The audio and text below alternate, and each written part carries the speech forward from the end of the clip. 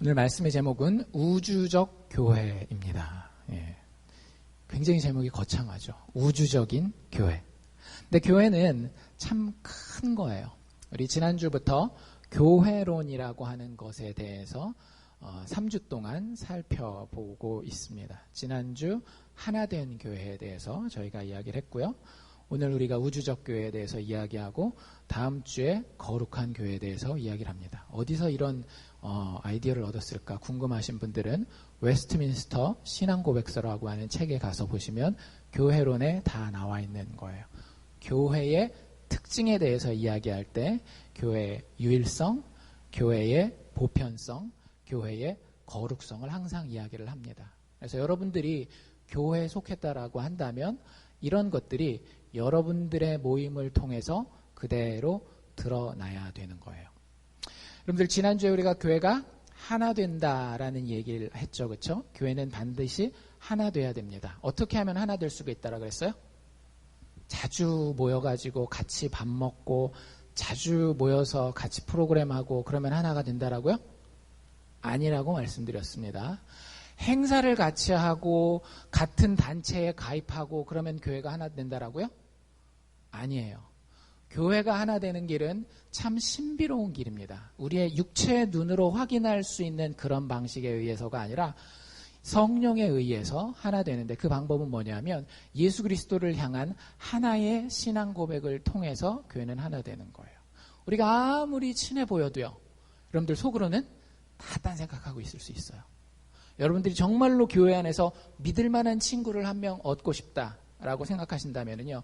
여러분들 스스로의 신앙 고백을 살펴보십시오. 그리고 여러분들의 신앙 고백과 예수를 향한 그 고백이 교회 누구와 똑같은지를 찾으시면 여러분들 목숨을 바꿀 수 있는 친구를 사귀실 수 있는 거예요. 그게 교회의 하나됨입니다. 다른 거 가지고 하나 된다라고 괜히 생각했다가 교회에서 같이 동업하고 뒤통수 맞고 그러지 마세요. 교회는 예수 믿는 신앙 고백으로 하나 되는 겁니다. 오늘의 주제는 우주적인 교회라고 말씀드렸죠. 우주적인 교회는 사실은 지난주에 이야기했던 하나된 교회의 연장선상에서 이야기되는 내용입니다. 보편교회라는 말을 들어보셨는지 모르겠어요. 보편교회 들어보셨어요? 공교회라는 말도 들어보셨습니까? 영어로 영어 제목에는 제가 이 표현을 universal 하면 벌써 이제 영화사 막 생각하시는 분들이 있을 수 있는데 그게 아니고 universe가 우주잖아요. 그래서 universal 하면 우주적인, 보편적인, 어디에나 다 있는 이런 얘기를 가지게 되고요. 또 공교회라는 말은 공교회라는 말 잘 우리는 안 씁니다. 저희 교회는 잘 안 쓰죠. 근데 다른 교회들 저희는 옛날 버전 성경 쓰잖아요. 그렇죠? 새 번역을 쓴다든지 아니면 개역개정 쓰면서 사도신경을 하는 교회에 가보면 사도신경이 우리랑 조금 다르다라는 걸 아실 거예요. 주일학교는 아마 애들 거 해보시면서 보셨을 겁니다. 근데 거기에 보면 이런 얘기가 나와요. 거룩한 공교회와 성도가 서로 교제하는 것과 이런 표현이 나옵니다. 우리는 뭐라고 고백하죠? 거룩한 교회와 성도가 서로 교통하는 것과 이렇게 외우잖아요. 그렇죠? 근데 거기에 그 거룩한 공교회라는 표현을 씁니다. 영어 표현이 어떻게 되는가 하면 The Holy Catholic Church예요. 어디서 많이 들어보시지 않았어요? Catholic 무슨 뜻이죠? 천주교 이렇게 생각하시면 안 됩니다. 천주교 C는 대문자 C를 써요. 우리가 쓰는 Catholic은 문장 처음이 아닌 이상은 소문자 C를 씁니다. 그럼 그게 무슨 뜻이냐면 보편적인 공공의 다 전체를 아우르는 이런 뜻을 가지는 뜻이에요. 원래 Catholic이라는 단어 뜻이 그래요. 단어 뜻이. 그래서 교회가 그런 성질을 가지고 있습니다. 교회라고 하는 것은요. 예수의 죽음과 부활 안에서 하나님의 은혜의 실체를 인식하고 그것을 신뢰하는 믿음으로 무리가 하나 되었을 때에 그것을 교회라고 이야기를 하는 거예요. 그렇기 때문에 이 공동체는 이 교회라고 불리우는 큰 공동체는요. 시간과 공간을 초월해요. 역사와 국경도 넘어섭니다. 우리가 알칸사 사랑의 교회라고 할 때는 딱 제한이 되죠. 그렇죠? 요 사람들만 알칸사 사랑의 교회예요. 다른 교회 다니시는 분들은 알칸사 사랑의 교회 소속이 아니란 말이죠. 그런데 하나님의 우주적인 교회를 이야기할 때 그 교회는 몇 개일까요? 단 하나예요. 모든 2000년 전에 예수 믿었던 사람부터 그 이후로 예수 믿고 죽은 모든 사람들을 포함하고 앞으로 우리 이후에도 예수를 믿고 그 예수를 신뢰하고 예수만이 나의 의요 내 소망이라고 고백할 모든 사람을 포함하는 거예요. 한국말을 하는 우리만 포함하는 것이 아니라 미국에 있는 한국 사람들, 일본에 있는 한국 사람들, 한국에 있는 한국 사람들, 그리고 우리와 같은 말을 쓰지 않는 다른 모든 인종과 방언과 민족과 나라들을 다 포함하는 그 안에서 예수를 신뢰하기로 다짐한 사람들의 모임을 우리는 하나님의 교회, 즉 우주적 교회 혹은 다른 말로 보편교회, 공교회라고 이야기를 합니다. 교회는 그런 의미에서 하나님이 예수 그리스도 안에서 택하신 유일한 기관이자 단체예요. 가정도 하나님이 세우시긴 했지만요. 예수 그리스도의 피를 가지고 세운 유일한 공동체는 가정보다도 더 소중하게 하나님이 교회를 세우신 겁니다. 그래서 여러분들 정말로 잘 생각하셔야 돼요. 아직도 듣기 거북한 분들이 분명히 있을 수 있어요. 여러분들이 가정을 사랑하는 것이 교회를 사랑하는 것을 뛰어넘는다라고 한다면 여러분들의 생각에, 여러분들의 사고방식에, 여러분들의 신앙관과 세계관에 어디인가에는 분명히 걸리는 부분이 있는 거예요. 가정이 소중하지 않다라는 얘기도 아니고 가정을 하나님이 세우지 않았다라는 이야기도 아니에요. 하지만 가정은 하나님께서 천지를 창조하실 때에 예수 그리스도의 피가 흘려지기 전에 세워진 기관입니다.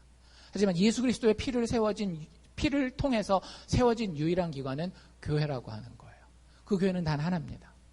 믿는 사람들의 회중. 오늘 본문에 그 모습이 정말로 영광스럽게 잘 나와 있어요. 여러분들 우리가 사실은 히브리서를 한번 쭉 봤단 말이죠. 그렇죠? 히브리서에서 제일 유명한 데가 몇 장이죠? 히브리서 11장. 무슨 장? 믿음장이라 그래서 믿음이 어떤 것인지에 대해서, 믿음은 바라는 것들의 실상이요 보지 못하는 것들의 증거니, 이런 거에서 우리 믿음에 대해서 이야기할 때도 여기를 봤고, 그리고 그 전에 히브리서 할 때도 봤어요. 그리고 그 11장이 끝나고 오늘 우리가 보게 되는 12장 이야기가 나오는 겁니다. 12장은 이렇게 시작해요. 이러므로 우리에게 구름같이 둘러싼 허다한 증인들이 있으니. 여러분들 지금 굉장히 구름같이 사람들이 많이 있죠? 아니에요? 세볼까요? 하나, 둘, 셋, 넷, 다섯, 여섯. 30명이 채 안 될 거예요. 그렇죠? 30명을 가리켜서 성경이 구름같이 허다한이라고 이야기하지는 않았겠죠. 여기서 이야기하는 구름같이 둘러싼 허다한 증인들로 이루어진 이 공동체는 아까 제가 말씀드린 우주적인 교회를 이야기를 하는 겁니다. 그 모습이 어떤지를 히브리서 12장은 아주 잘 설명하고 있어요. 그러면서 특별히 집에 가서 꼭 한번 시간이 되시는 분들은 확인해 보시기를 바랍니다. 저희가 읽은 22절도 있지만 그 약간 앞에서부터 18절에서 24절 사이에 두 개의 공동체를 아주 절묘하게 대조시켜서 비교하고 있습니다. 하나는 어떤 공동체인가 하면 시내산 공동체예요. 헷갈리시면 안 됩니다. 하나는 무슨 공동체라고요? 시내산 공동체예요. 또 하나는 어떤 공동체인가 하면 시온산 공동체예요. 두 번째는 어떤 공동체? 시온산 공동체. 성경에는 분명하게 시내산 공동체와 시온산 공동체를 구별하고 있습니다. 시내산 공동체부터 먼저 간단하게 설명해 드리면 저희가 읽지 않은 18절, 19절, 20절, 21절 그 앞에 4절에 시내산 공동체에 대해서 이야기하고 있는데, 시내산이 어딘지 혹시 기억하세요? 성경 어디에 시내산이 중요하게 나오죠? 우리 출애굽기에 나오는데 모세가 하나님과 만나고 십계명을 받는 그 산이 시내산이에요. 그 시내산에서 하나님의 공동체가 사람들이 모여서 하나의 회중을 이루게 됩니다. 그 공동체는 어떤 공동체냐면요, 모세 율법에 의해서 엮어진 공동체예요. 시내산 공동체는 어떤 공동체다? 모세 율법에 의해서 엮어진 공동체라는 거예요. 그러니까 어떤 공동체였어요? 이스라엘 백성들이 광야 생활할 때 모였던 그 회중을 시내산 공동체라고 이야기를 합니다. 그런데 그건 1차적인 적용이에요. 지금도 이 땅에도 교회 안에도 교회 밖에도 시내산 공동체가 있습니다. 시내산 공동체, 오늘날의 시내산 공동체는 이런 공동체예요. 두려운 존재로서의 신을 섬기는 공동체입니다. 여러분들에게 하나님은 어떤 분입니까? 그저 무섭고 두렵고 벌받을 것 같고 내가 잘못하면 지옥에 보낼 것만 같은 그런 두려운 존재로서만의 신을 섬기는 공동체가 있어요. 심지어는 교회라고 부르면서도 그 하나님만 아는 공동체가 있어요. 교회 안에도 그런 하나님에 대한 개념을 가지고 신앙생활을 하시는 분들이 있어요. 신의 산 공동체는 교회, 믿는 사람들에게만 존재하는 것이 아니라 오늘날 믿지 않는 사람들에게도 존재합니다. 어떤 식으로 존재하는가 하면 신의 산 공동체, 모세 공동체의 핵심은 뭐였는가 하면 율법이었거든요. 법이 있어서 그 법을 지키면 내가 상 받고 그 법을 어기면 벌 받고 하는 이런 공동체예요. 근데 신을 믿지 않지만 여러분들 인생을 살면서 여러분들 스스로도 많이 경험해 보셨을 거고 주변에 이런 사람들 많이 보셨을 거예요. 어떤 사람들? 인과응보에 의해서만 인생을 살아가는 사람도 있습니다. 내가 열심히 하면 성공할 거야. 내가 게을렀기 때문에 요거 실패한 거야. 인과응보만 가지고 살려고 하는 사람도 있어요. 꼭 도덕적으로 나쁜 사람들은 아닙니다. 근데 반드시 법에 의해서 항상 짓눌리면서 살게 돼요. 그들의 인생은 인과응보, 인과관계, 율법으로만 이루어진 삶입니다. 삶의 자유가 별로 없고요. 뭔가 열심히 해서 결과를 얻어도 그 다음이 또 불안해요. 왜? 내가 지금 상 받은 거는 기존에 했던 선한 일, 노력, 율법 지킴 가지고 얻은 거지 그 다음날 일은 또 내가 열심히 가서 율법을 지켜야 되거든요. 노력을 하고 내 스스로 뭔가 일을 이루어가야 되는 거예요. 그런 사람들이 모여서 공동체를 이룹니다. 가정 공동체도 그런 공동체가 있고요. 교회 공동체도 그런 공동체가 있고 세상에서 사람들끼리 모이는 공동체도 그런 공동체가 있어요. 그 사람들의 관계는, 그 공동체에서의 관계는 어떤 관계, 어떤 그림이 그려질까요? 생각해 보셨어요? 항상 법을 딱 가지고 따지는 사람들의 거기서 잘했으니까 칭찬해주고 못했으니까 벌 주는 사람들, 그 사람들 사이의 관계가 어떤 그림이 그려질 것 같으세요? 서로 율법 가운데에 다른 일을 판단하는 그런 모습이 그 공동체의 주된 모습입니다. 율법이 없는 사람들도 있겠죠. 교회 안 다니는 사람들 중에도 신의 산 공동체가 있다라고 그랬으니까. 율법이 없는 사람들은 율법을 만들어요. 그 율법은 뭐예요? 자기 기준이에요. 내가 인생 살아보니까 적어도 이 나이 때는 이렇게 하는 게 맞아. 엄마는 이렇게 하는 게 맞아. 아빠는 이렇게 하는 게 맞아. 이런 기준을 자기가 탁 세워요.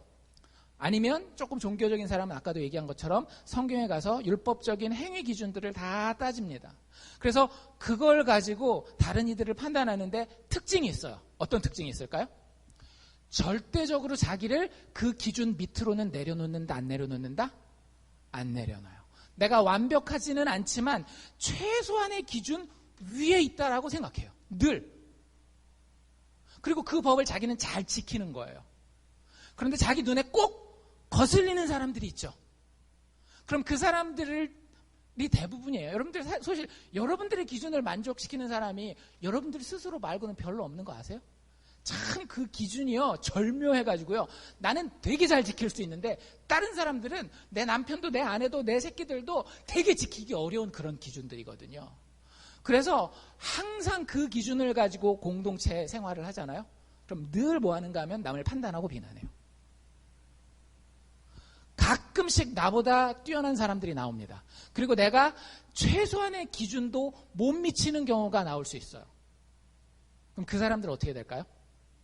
엄청난 열등감과 엄청난 죄책감 가운데 어떻게 헤어나오지를 못해요.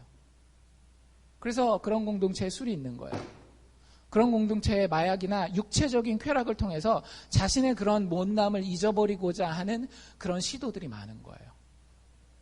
술 자체가 우리를 지옥 가게 하는 건 아니지만 그걸 해서 내가 뭔가 얻고자 하는 것이 하나님을 통해서만 얻는 것인데 내가 하나님이 아닌 그런 세상적인 도구들을 통해서 얻으려고 할 때에 그 공동체는요 서로 비난하고 서로 굉장히 탁탁한 관계를 가지고 갈 수밖에 없다라고 하는 거죠.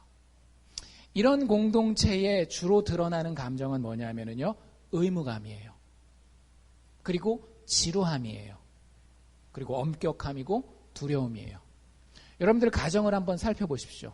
여러분들 가정 가운데에 남편이기 때문에, 아내이기 때문에, 부모이기 때문에, 자식이기 때문에, 그 의무감 때문에 만약에 살고 있다면 여러분들은 신의 산 공동체, 율법에 의해 엮어진 공동체를 살고 있는 거예요. 제가 단언하건대 절대 행복하지 않으실 겁니다. 가끔씩 뿌듯할 수는 있어요.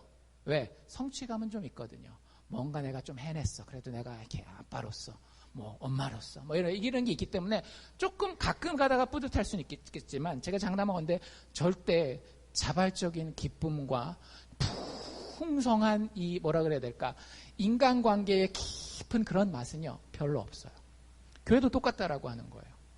교회 안에 지배적인 감정이, 저희 교회의 지배적인 감정이 의무감이요, 지루함이요, 엄격함이요, 두려움이라고 한다면, 여러분들 사실은 우리는 예수 그리스도의 복음화에 모인다라고 하지만 실질적으로는 신의 산 공동체, 즉 모세 공동체로 모여 있는 거예요. 여러분들 거기는 소망이 없습니다. 생명이 없어요. 여러분들 모세 공동체는 사실은 아무도 못 견뎌내는 거 아세요? 모세 공동체에서 그래도 제일 견뎌낼 만한 사람이 누구겠어요? 여러분들 상식적으로 딱 생각해 보세요. 모세 공동체에서 그래도 제일 잘 겪어서 하나님의 은혜 받고 이럴 수 있는 사람이 누굴 것 같으세요? 모세 본인이죠. 근데 여러분들 우리가 읽은 22절 맨 앞에 보면 그 모세 공동체를 이끌었던 모세가 스스로 뭐라 그러는지 한번 들어보실래요? 모세가 이르되, 자기가 스스로 하는 얘기예요. 이스라엘 백성들한테. 야, 우리 율법 공동체잖아. 율법 공동체 대장인 나 모세, 내가 심히 두렵고 떨린다. 이게 신의 산 공동체의 특징이에요. 신의 산 공동체는요, 사실은 아무도 견뎌낼 수가 없습니다. 여러분들 교회가 그런 모습이 되어서는 안 돼요. 우주적인 교회는 이런 모습이 아니라는 거예요. 그래서 이렇게 끝나잖아요. 21절이 그렇게 말하였으나, 그리고 22절 첫 단어가 뭐예요? 그러나. 그리고 뭐라고 얘기를 하고 있는가 하면 너희가 이른 곳은 그런 곳이 아니라는 거예요. 너희가 이른 곳은 신의 산이 아니라고 하는 거예요. 신의 산은 거쳐가는 곳일 수 있어요. 하지만 우리가 최종적으로 도착한 곳은 신의 산이 아니라 무슨 산? 시온산이라고 하는 거예요. 시온산 공동체는 예수 그리스도의 의에 의해서 하나가 된 공동체입니다. 다시 한번 기억하십시오. 여러분들 정말로 교회의 진정한 보편교회의 우주적 교회의 일원이 되기 위해서는 여러분들 안에 예수 그리스도의 의만 존재해야 됩니다. 우리 지난주에 무슨 얘기 제가 드렸어요? 알곡과 가라지 말씀드렸죠. 교회 안에 진짜 교회가 존재한다라고 말씀드렸어요. 그런데 여러분들이 그 진짜 교회인지 확인하는 방법은 뭐냐면요, 내 안에 예수 그리스도의 의가 가장 아름답게 그리고 유일하게 자리 잡고 있는지를 확인해 보시는 거예요. 세상에 좋은 것들이 많습니다. 내 자녀가 잘 되는 것도 좋은 것이고, 내가 사업을 성공하는 것도 좋은 것이고, 좋은 학교에 다니는 것도 좋은 것이고, 여러 가지 건강한 것도 좋은 것이지만 그 모든 것을 배설물처럼 여기고 예수 그리스도의 십자가 하나만을 바라보고 저기에 내 모습이 있구나, 저기에 내 소망이 있구나라고 그것만을 의로 여기는 사람들이 모이는 공동체를 성경은 시온산 공동체라고 이야기를 하고 있어요. 여러분들은 시온산 공동체에 속해 있습니까? 신의 산 공동체는 두려운 존재로서의 신만 섬겼죠. 시온산 공동체는 안 그래요. 시온산 공동체는 어떤 신을 섬기냐면요, 신비롭고 아름다운 신을 섬겨요.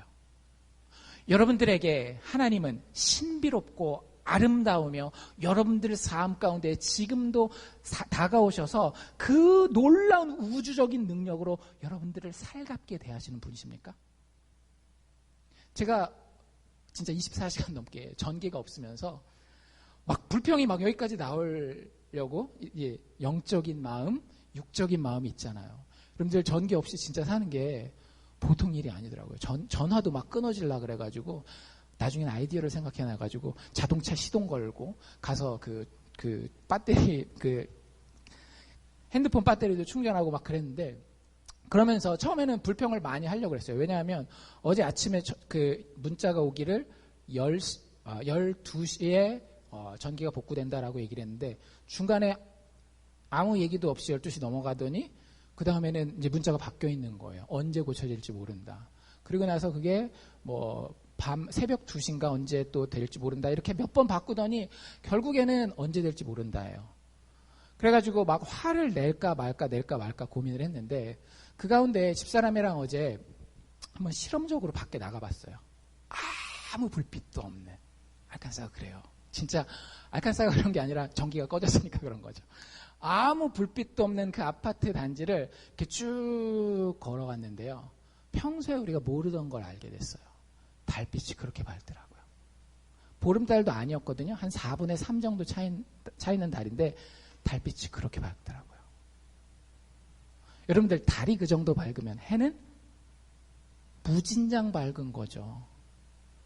근데 여러분들 이 해와 달과 별들을 하나님이 만드실 때 누구를 위해서 만드셨게요? 일단 먼저 가야 될 때부터 찍고 갑시다. 하나님 스스로의 영광을 위해 만드셨어요.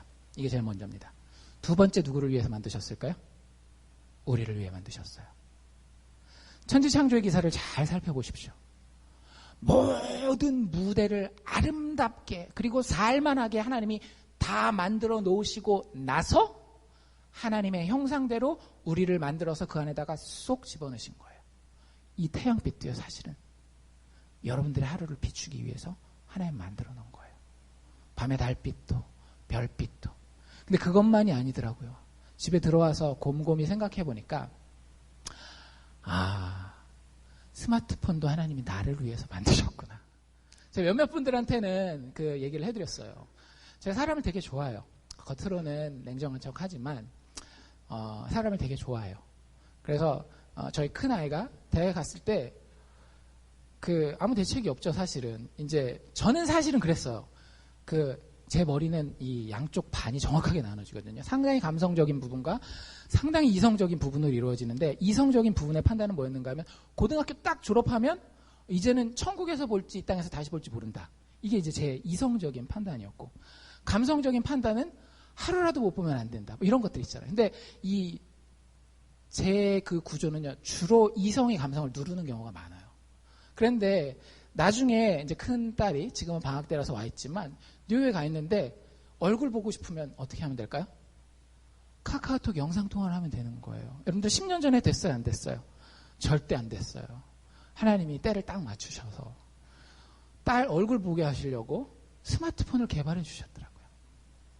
근데 여러분들 우리가 누리는 많은 것들이요, 사실은 하나님의 섭리 가운데 있는 거예요. 우리가 누리는 것들이 어쩌면 진짜로 없을 수도 있는 것들인데 그게 우연치 않게. 여러분들 전기라고 하는 게 언제 생겼는지 아세요? 한 500년 됐을까요? 300년? 전기가 처음 만들어서 쓰여지기 시작한 게요, 에디슨 때부터예요. 토마스 에디슨. 그러니까 진짜 얼마 안 된 거예요. 한 200년? 그것도 뉴욕 시내에 맨하탄에 아주 일부 구간만 에디슨이 만든 전구 밝히게 하려고 처음 발전소가 그렇게 시작한 겁니다. 근데 그게 이렇게 다 퍼져서 우리가 지금은 24시간 없어 보니까 아이고 없으면 죽겠다. 이럴 정도로까지 우리가 편하게 살게 된 거예요. 여러분들 진짜로 자연 세계에 나가서 우리가 대단한 것 같지만 그 문명의 도움을 받지 않고 며칠 버틴다라는 건 너무 고통스러운 일이고 굉장히 힘든 일이에요. 만약에 그렇다면 하긴 해야 되겠죠. 근데 우리에게 막혀져 있는 많은 이런 장애물들을 하나님이 우리 시대에 굉장히 많이 거두어 놓으셨어요. 우리가 정말로 하나님의 형상에 맞는 아름다운 일에 집중할 수 있도록. 근데 우리는 딴 거에 자꾸 집중하죠. 시간 생기고 막 이러면. 어쨌든 그 신비로운 아름다운 하나님을 섬기는 거예요. 거기다가 십자가의 이야기를 보면은요, 하나님이 나를 저렇게까지 사랑하셨다라고 하는데 도저히 믿어지지 않는 거예요. 여러분들 여기 뭐라고 되어 있는가 하면 너희가 이른 곳은 그 불타고 흑암이 가득한 무서운 신의 산이 아니라 시온산이다라고 이야기할 때 그게 무슨 얘기인지를 좀 알아들으셔야 돼요. 시온산이 누구의 산입니까? 하나님의 산이에요. 하지만 인간 누군가에게 굉장히 중요한 산입니다. 성경을 읽으신 분들은 시온산, 우리가 막 찬양도 하잖아요. 저 북방에 있는 시온산 뭐 이런 찬양도 하고 그러잖아요. 그 시온산은 누구의 산인가 하면 다윗의 산이에요. 시온산에는요, 하나님의 성전이 있었습니다. 하나님의 성전에는 하나님의 법궤가 있었어요. 그리고 그 법궤 위에는 하나님이 직접 임재하십니다.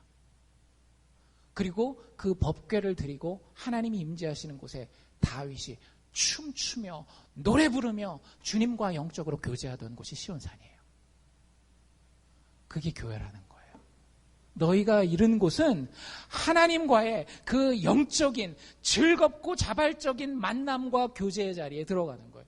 교회를 다른 말로 표현하면 그래서 예수 그리스도로 인하여서 하늘 시온산의 그 예배에 동참한 사람들이 교회라고 하는 겁니다.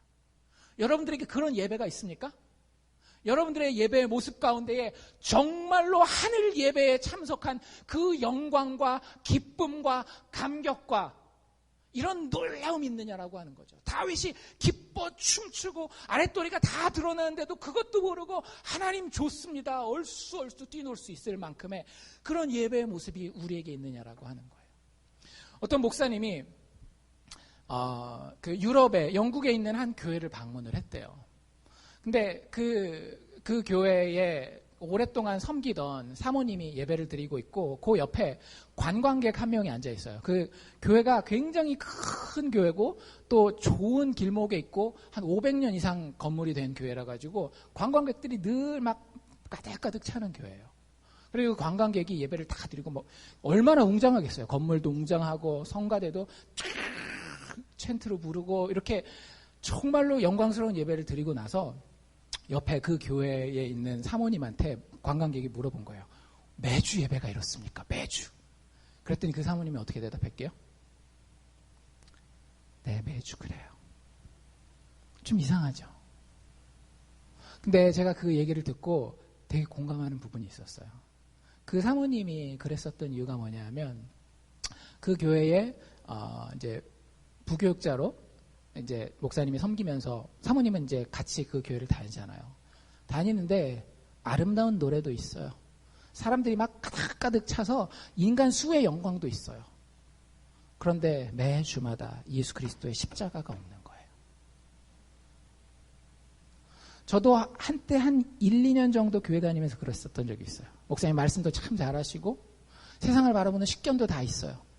근데 늘 하시는 얘기는 제가 유튜브 들어가서 인간관계 하는 방법 아니면 세상을 잘 사는 자기 개발에 대한 강의를 들으면 어디서든지 들을 수 있는 거예요. 그거를 한 1년 넘게 2년 가까이 들으니까 너무너무 저랑 저희 집사람이랑 힘들더라고요. 여러분들, 우리가 하나님 앞에 모인 예배 공동체라고 하는 것은 웅장한 예배당에서 예수 잃어버리고 드리는 예배를 이야기하는 게 아닙니다. 여러분들 오늘 이 자리에 앉아 있으면서 여러분들 심장에 두근두근 뛰는 예수가 있습니까? 예수 그리스도의 십자가의 보혈이 뚝뚝 떨어지고 있습니까? 우리의 영광의 의로 나아가 두려움밖에 의무감밖에 없는 그런 예배가 아니라 예수의 뿌린 피로 드리는 새 언약의 기쁨의 예배, 경건하고 두려움이 있지만 그 가운데에 예수의 은혜로 하나님을 기쁘게 하는 그런 예배가 우리에게 있느냐라고 하는 거죠. 그게 그 뒤의 모습에 잘 나타나 있어요. 이 시온산을 뭐라고 표현하고 있는가 하면 살아계신 하나님의 도성이 예루살렘이요. 거기에 천군 천사, 수천 수만의 천사가 함께 예배드리고 있는 거예요. 여러분들 오늘 예배드릴 때 누구 만나기 위해 오셨습니까? 누구 얼굴 보리라고 상상하고 오셨어요? 여러분들 이 자리에 하나님께서 천군 천사와 함께 계시는 것을 확실하게 믿으십니까? 그 영광이 여러분들에게 있으시냐라고요. 허다한 무리가 여러분들을 둘러싸고 어린 양 예수를 찬양합니다. 그분의 십자가의 보혈이 온 세상을 이기고 승리하셨습니다. 여러분들에게 그 감격과 두근거림이 있느냐라고 하는 거죠. 그 뒤에 이런 표현도 나와 있는데요. 하늘에 기록된 장자들의 총회와 교회라는 표현인데 헬라어 표현에 보면 처음에 나오는 표현이 이거예요. 축제의 모임. 너희가 도달한 곳은 시내산에 그렇게 벌벌벌벌 떨면서 어쩔 수 없이 코 껴가지고 쫓아가는 그런 모임이 아니라는 거예요. 너희가 모인 곳은 너희가 자발적으로 예수 그리스도의 그 십자가를 아름답게 바라보는 축제의 총회라고 하는 거예요. 그리고 그 총회를 다른 말로 뭐라고 얘기를 하고 있는가 하면 여기 정말로 하나님 앞에서 장자들, 하늘에 기록된 장자들이라고 하는 거예요. 여러분들 그거 믿으세요? 여러분들이 하늘에 기록된 장자들입니다. 왜 장남이라는 얘기를 쓸까요? 장자라는 얘기를 쓸까요? 성경에서 장자는 그 유업을 물려받는 거예요. 여러분들이 지금 누리고 있는 그 어떤 것보다도 더 놀라운 하나님의 약속과 축복이 이미 우리의 것으로 보장돼 있다라는 거예요. 그거 바라보고 이 세상에서의 걸음을 한 걸음 한 걸음 한 걸음 걸어가는 사람들의 자리에 우리가 이르렀다라는 거죠. 어쩔 수 없이 코끼는 것이 아니라 여러분들 생각해 보세요. 저기 100만 불 있으니까 선착순으로 가서 짚는 사람이 임자입니다. 그럼 오늘 어떻게 될까요? 예배 다 들이다가도 말고 막 다 뛰어나가서 그거 잡으려고 그러지 않겠어요? 여러분들이 이런 곳이 거기라고요. 하나님께서 예수 그리스도를 통하여 영원한 유업을 주기로 하신 그 자리에 여러분들이 이르렀다라고요. 그것을 이미 붙든 사람들을 가리켜서 우주적인 교회라고 이야기를 하는 거예요. 여러분들 교회에 대해서 깊이 묵상하실 수 있기를 바랍니다. 그런 영광스러운 교회가 여러분들의 것이 아니라고 한다면 여러분들은 성경의 교회를 살고 있는 것이 아니에요. 성경의 교회는 하늘을 지금 이 땅에서 사는 것입니다. 우리 주기도문 할 때 뭐라 그래요? 하늘에 계신 우리 아버지여 이름이 거룩히 여김을 받으시오며 나라의 임하옵시며 뜻이 하늘에서 이룬 것 같이 땅에서도 이루어지이다. 교회를 위한 기도입니다. 여러분들이 이 교회의 일원입니까? 여러분들에게 예배는 어떤 모습입니까? 참된 공예배는요, 공교회가 드리는 예배는요, 예수를 기뻐하고 예수 앞에 진심으로 감격하는 사람들과 함께 하나님 앞에 서는 거예요. 여러분들 그렇습니까? 제가 이 자리에 서서 가장 기쁜 때가 언제인지 아세요? 제가 얘기할 때 고개 끄덕끄덕거리는 때가 아니에요. 제가 설교를 시작하지 않아도 하나님 앞에 예수 때문에 기뻐하여 예수 앞에 감격을 가지고 믿음의 형제자매들이 함께 선 것을 알고 이 자리에 서 있는 사람들을 볼 때에 저는 가장 기쁩니다. 저를 진짜 미치게 만들어요. 제가 말로 얘기 안 해서 그렇지 하나님께서 그때 주시는 감동이 진짜 이 목회자로서 이 강단에 섰을 때 가장 큰 감격 중에 하나예요. 그런 사람들이 있습니다. 저희 교회 몇 명일지는 모르겠지만 여러분들 하늘을 바라보면 스데반이 성령이 충만해서 하늘 보좌를 바라보게 되잖아요. 몇 명과 예배를 드리든지 상관없이 우리는 천군 천사, 천만의 천군 천사와 구름같이 허다한 무리와 함께 공교의 예배를 드리는 거예요. 그 영광이 우리의 영광이라고 하는 겁니다. 여러분들 그 공동체를 사는 사람들은요, 율법과 인과응보만 가지고 살지 않아요. 이 교회 공동체에 속한 사람들은 공의와 사랑으로 이루어진 삶을 삽니다. 인과응보는 뭐예요? 잘하면 잘한 대로 상 받고 못하면 못한 대로 벌 받는 거지만 참 교회에 속한 사람은요, 공의와 사랑으로 이루어진 삶을 살아요. 잘못된 게 뭔지 분명히 압니다. 게으른 게 나쁘다라는 거 알아요. 음란한 것이 나쁘다라는 거 알아요. 세상에서 방탕하게 사는 것이 나쁘다라는 거 알아요. 그런데 그럼에도 불구하고 그 안에 뭐가 있는가 하면 여유로움이 있어요. 잘못된 곳에서 다시 회복될 수 있는 여유와 용서와 사랑과 자비가 있어요. 제 얘기가 아니라 오늘 히브리서 저자가 이야기하고 있잖아요. 너희가 이르는 곳이 또 어디래요? 만민의 심판자이신 하나님께 도착했어요. 잘 생각해 보세요. 여러분들 재판장 앞에 여러분들이 도착했어요. 뭔가 죄가 있는 상태에서. 그럼 여러분들 어때야 돼요? 두렵고 떨리고 이제 내가 끝인가 보다 잡혔구나 이 생각해야 될 거 아니에요. 하나님 심판자이신 하나님 앞에 우리가 도착했어요. 근데 그 뒤에 바로 나오는 얘기가 뭔지 아세요? 온전케 된 의인들의 영혼의 자리에 우리가 도착했다라고 하는 거예요. 우리가 죄인이에요. 하나님의 심판대 앞에서 너는 분명한 죄인이다. 너의 그 교만함 누가 꺾겠느냐? 너의 그 방탕함 누가 받아들일 수 있겠느냐? 너의 그 완악함, 너의 그 포악함 세상에서 누가 이뻐하겠어? 그거 다 고쳐야 돼. 라고 이야기하면서도 그 아픔을 누가 품으시는 거예요? 주님이 직접 품으시는 거예요. 그 수치를 주님이 직접 당하시고 우리를 마침내는 예수 닮은 온전한 의인들의 영혼으로 만들어 놓고 마는 거예요. 거기가 우리가 도착한 곳입니다. 여러분들의 인간관계가 이래야 되지 않겠어요? 그래서 그 신해산 공동체는 서로 막 맨날 판단하고 불평하고 이러잖아요. 시온산 공동체는 어떨까요? 서로 은혜 가운데에 다른 이들을 섬깁니다. 은혜는 예수 그리스도의 기준이에요. 율법은 인간의 기준이지만 은혜는 예수 그리스도의 기준입니다. 우리가 잘못됐고 우리가 무너지고 못났고 모나고 하나님 앞에서 사람 앞에서 넘어질 수밖에 없을 때에 하나님이 나를 옳다, 괜찮다, 온전케 만들어주리라 약속하셨고요. 우리는 그렇게 변해가고 있습니다. 여러분들 아직 알고 계십니까? 여러분들 그걸 체험하셔야 돼요.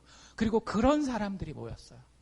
그런 사람들이 모여서 서로 손가락질하고 서로 그거밖에 안 돼? 난 이만큼이나 해? 이렇게 살 수 있겠어요? 절대 못 살아요. 여러분들 교회 안에서 갑질하는 거 보면 제가 진짜 그러지 마십시오. 우리가 돈이 많으면 얼마나 많습니까? 세상에서 성공하면 얼마나 성공했어요? 우리가 아는 게 있으면 얼마나 아는 게 있어요?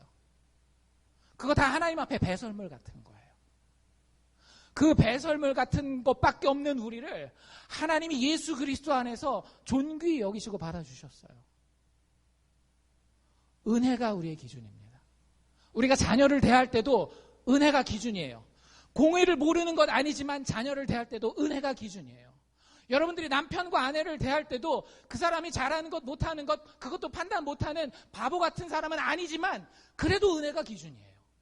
여러분들이 교회에서 누군가를 만나고 그 사람들에게 어떤 말을 들어도 여러분들이 그 사람에게 할 만한 또박또박 법적인 절차가 있다 할지라도 우리의 기준은 여전히 은혜입니다.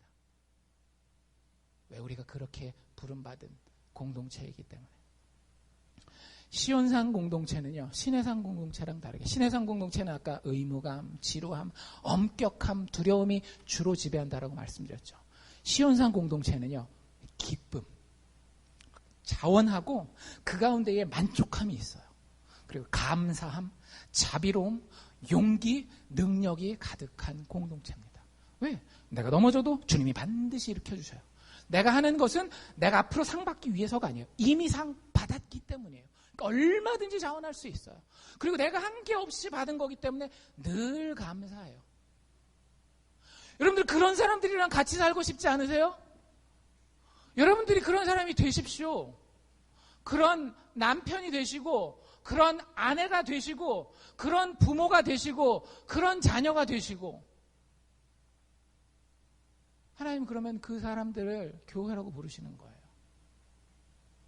하나님 우리가 그 가운데 있기를 원하십니다. 그 하나님을 예배하시기를 바랍니다. 그 하나님을 예수 안에서 높이시기를 바라요. 우리가 이런 곳은 또 어디래요? 24절에 보면 새 언약의 중보이신 예수에게 도달했대요. 여러분들 예수에게 도달해 있는 삶을 사십니까? 예수에게 도달해 있는 영혼을 가지고 하루하루를 즐기면서 기쁨 가운데 승리하고 사세요? 왜? 그 예수의 피가 아벨의 피보다 더 낫게 말하기 때문에. 그게 뭔 얘기예요? 여기 그렇게 나와 있잖아요. 아벨의 피보다 더 낫게 말하는 뿌린 피에 우리가 도착했대요. 그게 무슨 얘기예요? 아벨의 피는 어떤 피입니까? 여러분들 아벨의 피 아세요? 아벨은 의인이에요? 죄인이에요? 의인이었어요. 아무 죄가 없이 자기 형 가인에게 돌에 맞아서 죽잖아요. 아벨의 피는 뭘 부르짖습니까? 아벨의 피는 정의를 부르짖는 피예요.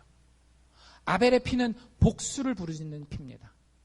아벨의 피는 시원하여 주시옵소서 하나님께 심판을 부르짖는 그런 피예요.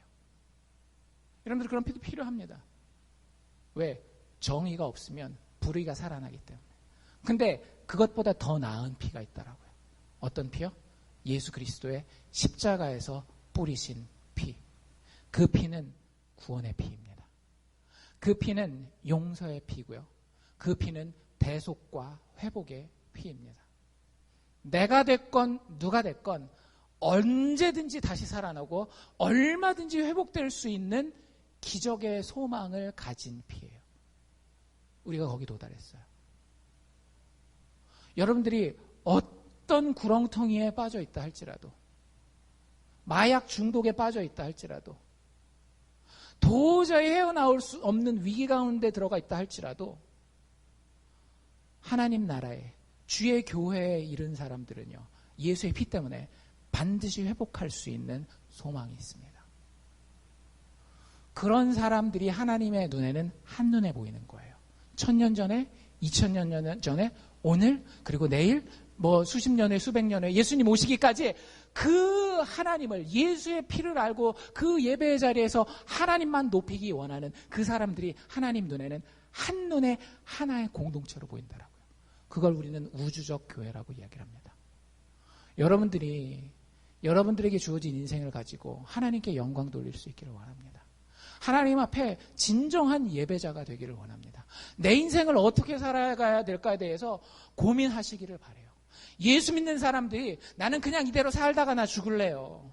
그냥 단순히 교회 잘 다니고 잘 믿고 헌금 잘하고 좀 착하게 살고 평안하게 안 아프고 죽었으면 좋겠어요. 여러분들 이게 꿈이십니까?